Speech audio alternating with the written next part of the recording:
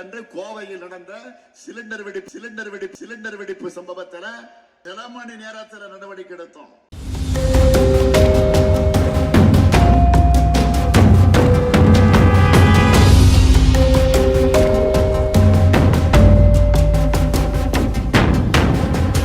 கள்ளக்குறிச்சி பள்ளிக்கூட வன்முறை சம்பவத்தில் பொறுமையுடனும் பொறுப்புடனும் நடந்து துப்பாக்கி சூடு இல்லாமல் சில மணி நேரத்தில் வன்முறையை கட்டுப்படுத்துகிறது நம்முடைய தமிழ்நாடு காவல்துறை. அன்றைய தினம் துப்பாக்கி சூடு நடத்தப்பட்டு யாராவது மரணமடையும் சூழல் ஏற்பட்டிருந்தால் அதையும் குறையாக ஆளுநர் சொல்லி இருப்பார்.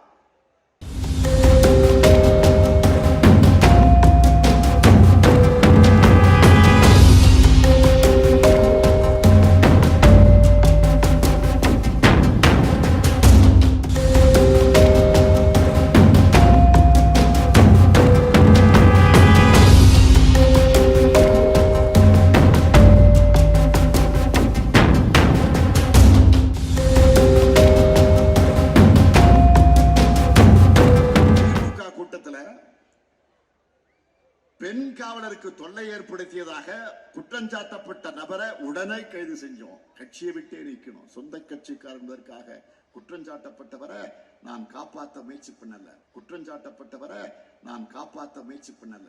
குற்றஞ்சாட்டப்பட்டவரை நான் காப்பாற்ற முயற்சி பண்ணல. சென்னையில் கனிமொழி பங்கேற்ற திமுக பொதுக்கூட்டத்தில் பெண் காவலரிடம் 2 இளைஞர்கள் அத்துமீறிய விவகாரத்தில் தெரியாமல் கைப்பட்டு விட்டதாக மன்னிப்பு கோரியதால் பெண் காவலர் புகாரை வாபஸ் பெற்றார்.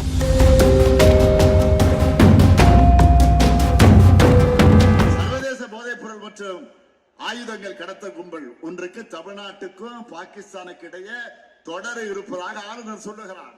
திமுக ஆட்சி அமைந்த பிறகு அப்படி எந்த தகவலும் எங்களுக்கு வரல.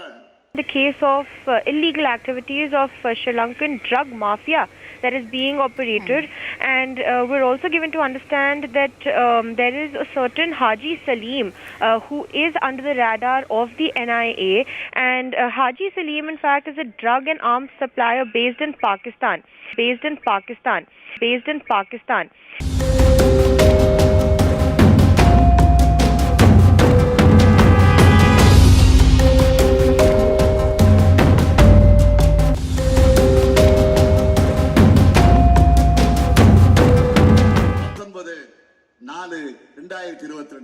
தர்மபுரம் ஆதீனத்துக்கு தான் போன போது தனது வாகனம் வழிமறித்து தாக்கப்பட்டதாக ஆளுநர் அபாண்டமாக போய் சொல்கிறார். பச்சை பொய், அண்டப்புழுகு, ஆகாசப்புழுன்னு சொல்லுவாங்க. அவரது வாகனம் சென்ற பிறகுதான் கருப்பு கொடி ஆர்ப்பாட்டக்காரர்கள் தங்கள் கையில் இருந்த கொடிகளை வீசியது வீடியோவில் பதிவாகி இருக்கு.